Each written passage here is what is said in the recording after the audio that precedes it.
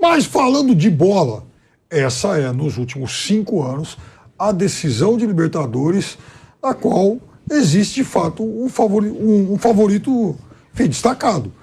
Dessa vez, há, de fato, uma equipe que é muito favorita em relação à outra e mais. É um Flamengo que está muito perto de encerrar uma Copa Libertadores com uma campanha inacreditável, né? O Flamengo é o time de maior aproveitamento em uma única edição de Copa Libertadores em todos os tempos. O Flamengo fez uma Copa Libertadores irrepreensível até aqui e a gente não pode esquecer isso.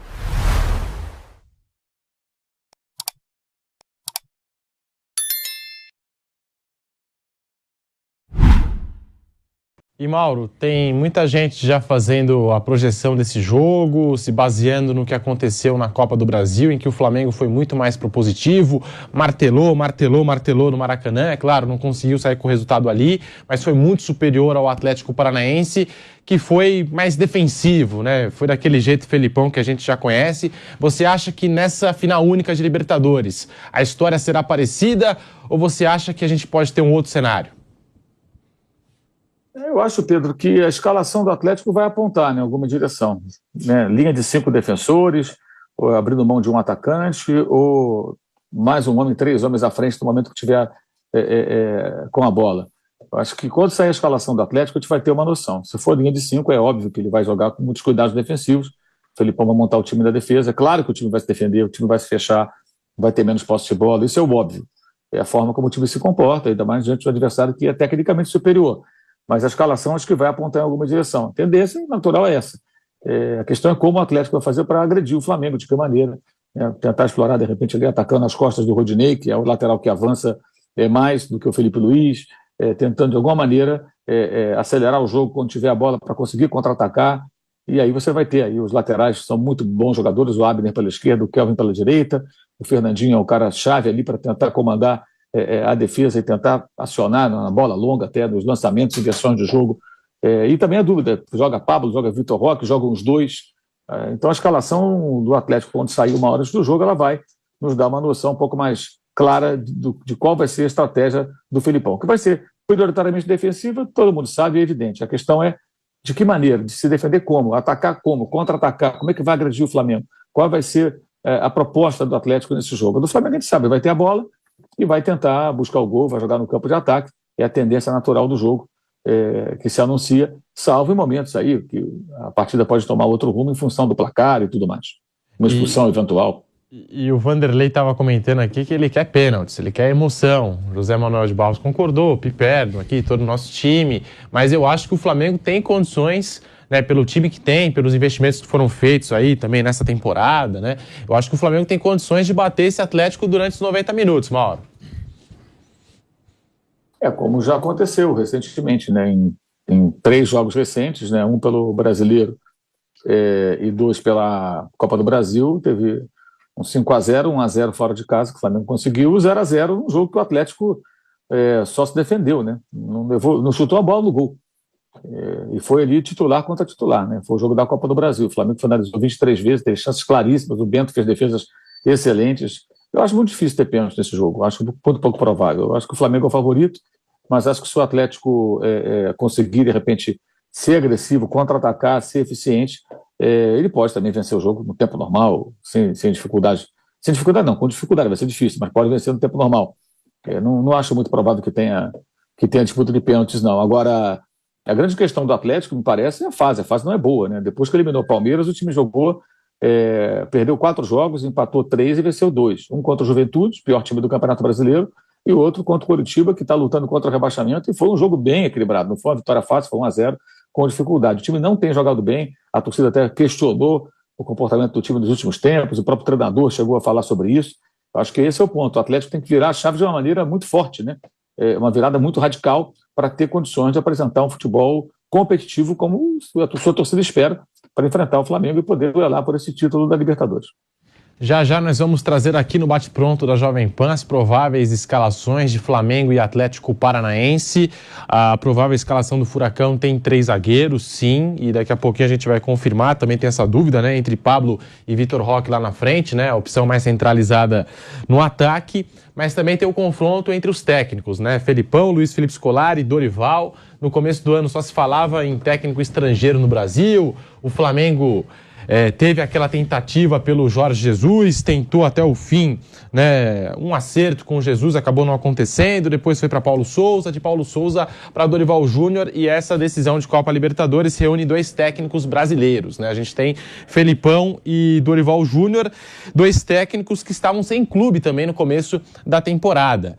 E aí, Mauro, como é que você vê o trabalho do Dorival Júnior? Você já falou um pouquinho aí da maneira de jogar do Felipão, mas como é que você vê essa decisão entre técnicos brasileiros nessa final de Copa Libertadores? Os 2 clubes já tiveram técnicos estrangeiros em determinados momentos, o Flamengo mais recentemente, né? Eu acho assim, que o Atlético surpreendeu chegar nessa final. Acho até que o Atlético não jogou bem no jogo da classificação. A classificação foi histórica, o jogo vai ser sempre lembrado por sua torcida, mas o Atlético jogou bem contra o Palmeiras em casa, venceu por 1-0, teve expulsão do Hugo Moura, suportou a pressão do Palmeiras e venceu por 1-0 até merecidamente, não permitiu grandes oportunidades ao Palmeiras. O jogo de volta acho que está muito pautado pela expulsão do Murilo, né? Aquilo mudou os rumos do jogo. Ainda assim o Palmeiras fez 2-1, o Atlético conseguiu tomar um segundo gol de um time que tinha um homem a menos. E aí, no desespero, tem bons jogadores, o Atlético tem um elenco mais caro da sua história, né? Soltou os atacantes, colocou todo mundo para dentro do campo e conseguiu chegar ao gol num jogo que ficou muito franco, muito aberto àquela altura, né? E aí se classificou porque tinha vencido em casa. Mas a classificação passa muito mais pela vitória em casa do que pelo feito fora de casa, porque foi aquela vitória que construiu uma situação que permitiu ao Atlético a classificação. Eu lembro até que o gol do Palmeiras foi um gol a 3 minutos de jogo, com a finalização dos caras, 2, 3 falhas seguidas desde o meio campo e a finalização dentro da pequena área, praticamente, livre. O Atlético errou muito nesse jogo, defensivamente especialmente. Então a gente fala muito da defesa do Atlético, do Felipão, mas no jogo da classificação a defesa do Atlético foi muito mal. Mas conseguiu se classificar, e acho que muito em função da expulsão. Não acredito que o Palmeiras fosse eliminado se ficasse 11 contra 11. Acho que o Palmeiras iria se classificar, estaria hoje fazendo novamente a decisão com o Flamengo. Então, assim, o trabalho do Felipão, é óbvio que se o técnico chega à final da Libertadores, é evidente que isso é significativo, isso não pode ser ignorado. Mas não tem sido um time constante, um time em evolução, e é um time que, como eu falei, vai ter que virar a chave tremendamente para fazer um bom jogo, porque não tem feito bons jogos. E mesmo o jogo da classificação, repito, não foi uma boa atuação do Atlético. O Flamengo teve uma atuação muito ruim contra o Corinthians, mas é um time mais consistente, é mais técnico, tem jogadores melhores, isso é inegável, mas acho que é um time mais consistente. Agora, nos últimos jogos, os titulares não têm conseguido as vitórias, né? Foram 2 empates contra o Corinthians, contra o Internacional também empatou 0-0, e nos jogos recentes que o Flamengo venceu foi com o time reserva, né? Prioritariamente o time reserva, que é muito curioso, né? Mas é mais um dado de um recorte muito, muito recente de semanas atrás. É óbvio que o Flamengo tem que jogar com o time completo e tentar apresentar o melhor futebol que conseguiu aí nesses tempos do Dorival Júnior, que é, além de um técnico, um conciliador, né?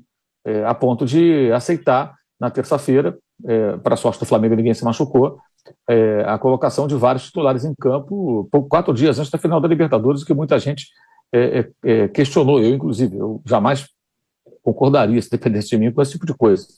Acho que é o momento de você preservar todo mundo e ter os jogadores em condições. O risco de uma contusão no treino é muito menor do que no jogo, isso é óbvio. Se fizer um levantamento, quantos jogadores se machucam? Agora foi o Mosquito, sofreu lesão de joelho, grave, de ligamento. Quantos jogadores se machucam em treino e em jogo, lesões graves como essa? Faz um levantamento, certamente em jogo, porque as disputas são mais duras e tudo mais. Por isso, muita gente foi contra colocar os titulares, não todos, mas parte deles, no jogo contra o Santos na terça-feira. No final deu tudo certo, ninguém se machucou, então acabou ficando tudo bem, né, para o Flamengo, e teve até um sinal positivo, que foi o Arrascaeta entrando, fazendo um gol muito bonito, participando das jogadas de um outro gol marcado pelo Marinho, e conseguindo fazer bons movimentos. Ele que não está 100%, não estará 100%, nem na Copa do Mundo, ele tem um problema de pubis, e tem que se definir depois do Mundial se vai fazer uma cirurgia, como é que vai ser, se vai ser tratamento, para que ele possa se recuperar. Esse é um problema que fica atormentando o jogador, né? e os relatos que a gente tem aí de comentários de dentro do clube, né, que o jogador se queixa muito de dores, inclusive em determinados dias ele não consegue nem se levantar porque incomoda demais. E isso tem prejudicado os treinamentos. Sem poder fazer todos os movimentos, ele não pode fazer as atividades físicas habituais, e isso também afeta o seu rendimento atlético. Ele acaba não tendo a condição física ideal. Então é muito nítido que o Arrascaeta ele busca até, às vezes, movimentos menos intensos, evita chutes violentos por conta desse problema que ele está enfrentando. E vai ser assim que ele vai jogar a final, vai ser assim que ele vai para a Copa do Mundo com o Uruguai. Nós temos um minutinho para voltar na televisão, mas eu queria ouvir aqui o Bruno Prado. Bruno, rapidinho, falando desse confronto entre os técnicos, né? Eu comentava com o Mauro César Pereira, 2 técnicos brasileiros, né? No começo do ano tinha ali, não sei se esse é o termo correto, mas aquela moda, tal, só se falava em técnico estrangeiro, e aí chegam 2 técnicos brasileiros que até o começo da temporada estavam desempregados, Bruno Prado. E os 2 chegaram à decisão, conseguiram levar os seus times até ali. Isso aí tem muito do momento, né? Alguns técnicos estrangeiros vieram aqui e foram muito bem, estão aí até hoje, o Abel Ferreira, o Vojvoda e o Jorge Jesus passou, o Sampaoli, acho que são técnicos que vieram e fizeram um bom trabalho. O que eu acho uma coisa meio maluca é colocar, não, tem que ser estrangeiro ou tem que ser brasileiro. O critério de contratar um técnico estrangeiro, o meu próximo técnico vai ser um estrangeiro, ou o meu próximo técnico vai ser um brasileiro. É o mesmo critério, sei lá, o meu próximo técnico tem que ter olho azul. É a mesma coisa, é o mesmo critério aleatório. E técnico estrangeiro, ele pode ser um treinador de várias maneiras, de várias formas, várias ideias.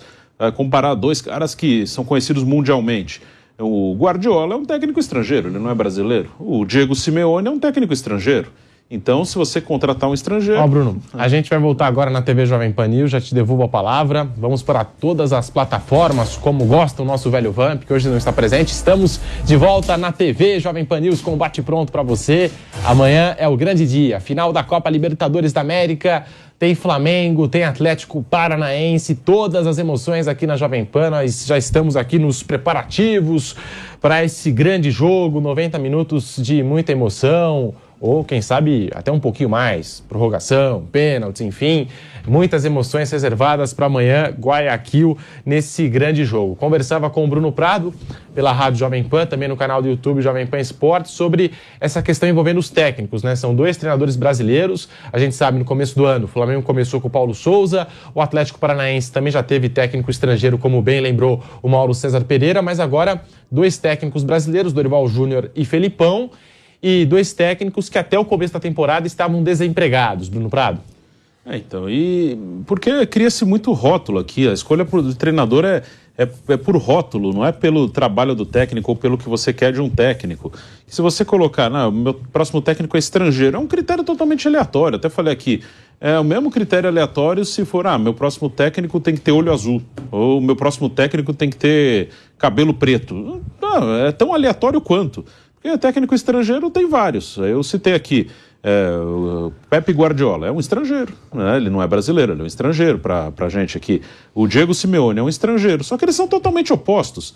Então colocam tudo no mesmo pote ali, não avaliam que tipo de treinador, qual é o tipo de trabalho, qual o futebol que você quer que seu time jogue, as características do seu elenco. Então é mais para agradar a opinião pública, né? Agora a maioria quer estrangeiro, então vamos atrás de um estrangeiro, seja lá qual for. Tanto que chegaram alguns estrangeiros aqui que claramente quem contratou não sabia como o cara trabalhava. Às vezes o cara não era um cara do mesmo nível, até pior que muitos técnicos brasileiros aqui, e claro, outros vieram aqui e acrescentaram muito, por isso que abriu-se essa coisa de vamos contratar um estrangeiro porque está agradando, porque alguns realmente são muito bons e fizeram bons trabalhos. Então acho que a contratação tem que ser pelo que se quer de um treinador de futebol, e não se ele é estrangeiro, se ele é brasileiro, se ele é jovem, se ele é mais velho. Isso aí é para agradar a opinião pública, né? E os dirigentes são políticos, eles agem, e poucos dirigentes entendem de futebol. Isso o Mauro César até fala bastante. Não existe no futebol brasileiro aquela figura do diretor que seja capaz de discutir com o treinador ou de trocar ideia com o treinador sobre a parte técnica, de cobrar o treinador sobre a parte técnica. É aquele cara que realmente entende do jogo e pode trocar ideia com o treinador. Ó, no jogo aconteceu tal coisa, por que aconteceu? E trocar ideia de igual para igual, não existe. Então, como não tem uma escolha técnica, é política. O que está agradando? É veterano, então traz veterano. Está agradando o quê? É novo, traz novo. Então é meio aleatório. E para você, meu caro Wanderlei Nogueira, os técnicos aí, esse embate, Dorival Júnior e Felipão? Bom, em cima do jogo, né, os dois, eu acho que sempre existe um mérito importante para chegar numa final, né? A gente sabe disso. O jogo que eu entendo, esquecendo um pouquinho os técnicos, porque eu dou muita importância para aquilo que o técnico tem como instrumento. Não adianta nada, né? O Guardiola, você dá o time do Nogueirópolis, o Guardiola vai melhorar muito o time do Nogueirópolis, mas não vai chegar em grandes voos, não é? Então, nesse caso aí, o Dorival, que é competente, mostrou competência, ele tem um elenco muito melhor, muito mais qualificado do que tem o Atlético Paranaense. Eu estou falando óbvio aqui. E como será o jogo? Antes da bola rolar. Eu acho que o racional é fechar, o problema de fazer gol é do Flamengo, ele que resolve, ele que mostra a sua competência, ele que mostra a sua qualidade e tem potencial para isso. É isso que deve acontecer. E o Felipão vai fazer o time dele de quando em quando dar uma estilingada. É esse o cenário que eu vejo. Pode ser diferente? Pode, já foi. Imaginei que o Corinthians fosse fechadinho recentemente num jogo e ele foi atrevido em determinado momento contra o próprio Flamengo. Mas antes de rolar, eu entendo que vai ser assim. O Felipão vai ficar quietinho aí como se fosse um boxeador, resistindo a pancadas e tentando encaixar um golpe. Tentando encaixar um golpe na ponta do queixo. Se a gente pode fazer essa figuração, como se fosse uma luta de boxe. O outro bate forte, tem mais força, tem mais categoria, tem mais qualidade, é aquele favorito, não sei o quê, e tem grande chance de ganhar mesmo. O outro vai lá, resiste a pancadas. Isso acontece muito no futebol. Eu acho que o Flamengo é favorito, mas jogo único é aquela coisa. A gente lembra de Flamengo e River Plate, River abre 1-0, até domina o jogo, depois vai lá o Flamengo no segundo tempo, aqueles 2 gols do Gabriel Barbosa, o Gabigol, e acaba decidindo a parada. Vou lembrar também de Flamengo e Palmeiras, né? Todo mundo dava o favoritismo para o Flamengo, mas aí aconteceu o que aconteceu, o gol do Daverson, inclusive, e o Palmeiras foi campeão. Então, o jogo único deixa tudo imprevisível, né, Piperno? Boa tarde para você. Boa tarde, um grande abraço aos colegas e à nossa audiência. De fato, o jogo único tem sempre o imponderável Futebol Clube jogando também, né? E às vezes pode mudar aí o que se imaginava, o que seria a ordem natural das coisas. De qualquer forma, é o seguinte: o Atlético tem um bom time, tem um técnico vencedor, o maior vencedor da história do futebol brasileiro, é muito bom que se diga. Quem me conhece sabe que eu não sou... aliás, eu estou muito longe de ser um adepto das ideias aí do Filipão, já fiz muitas críticas, acho que ele fez alguns trabalhos sofríveis, mas ele é incrivelmente vencedor também. A gente não pode, de forma alguma, ignorar isso. Sabe jogar essa competição, sabe motivar o seu time quando tem esses momentos, né? Quando ele está envolvido nesses momentos, como agora, uma grande decisão. Mas falando de bola, essa é, nos últimos 5 anos, a decisão de Libertadores, na qual existe, de fato, um favorito destacado. Dessa vez há, de fato, uma equipe que é muito favorita em relação à outra e mais. É um Flamengo que está muito perto de encerrar uma Copa Libertadores com uma campanha inacreditável, né? O Flamengo é o time de maior aproveitamento em uma única edição de Copa Libertadores em todos os tempos. O Flamengo fez uma Copa Libertadores irrepreensível até aqui e a gente não pode esquecer isso. O Flamengo tem mais time, o Flamengo fez uma campanha melhor. O Flamengo, apesar dessas confusões que a gente vai tratar aqui, vai levar mais torcedores a Guayaquil. O Flamengo tem um elenco melhor. O Flamengo vive um momento em que ele joga mais futebol com o Atlético Paranaense. Mas é claro que em 90 minutos nada disso pode prevalecer. E a gente já viu muitas vezes surpresas em decisões. Eu confesso que ficaria extremamente surpreso se na segunda-feira a gente estivesse aqui falando do Atlético Paranaense campeão. De qualquer forma, isso também não é impossível. A gente está falando de um negócio chamado futebol. É a terceira final do Flamengo nos últimos 4 anos. E aí, José Manuel de Barros, como é que você vê essa decisão? Flamengo e Atlético Paranaense, jogo único, deixa tudo mais equilibrado, talvez, né, Zé? O Flamengo se apresenta mesmo como favorito, tem mais time, tem o melhor elenco, mas tem essa questão. E o Atlético pode se pegar mesmo na questão do jogo único, né? Um cartão, um gol e se segura. E eu puxo muito nos confrontos da Copa do Brasil, com titulares de Flamengo e Atlético. 0-0 no Maracanã, o Flamengo criou 20 oportunidades, mas o resultado foi 0-0. E depois em Curitiba 1-0, aquele golaço do Pedro. Ou seja, foram jogos no placar, um de 0-0, outro de 1-0 para o Flamengo. Ou seja, essa vantagem por ser o melhor time do Flamengo, claro que na classificação do Flamengo a gente viu. Mas assim, em termos de placar, não há uma diferença gigante. Ou seja, você não pode desprezar o Felipão, né, estrategista, e o Atlético, que se acostumou a chegar em finais, a disputar finais nos últimos anos, é um time organizado e que vem muito mal nos últimos jogos no Campeonato Brasileiro, com reserva e com titular, porque está focado inteiramente nessa decisão. Flamengo também. Claro que o Flamengo é favorito, mas não dá para você desprezar, descartar totalmente o Atlético,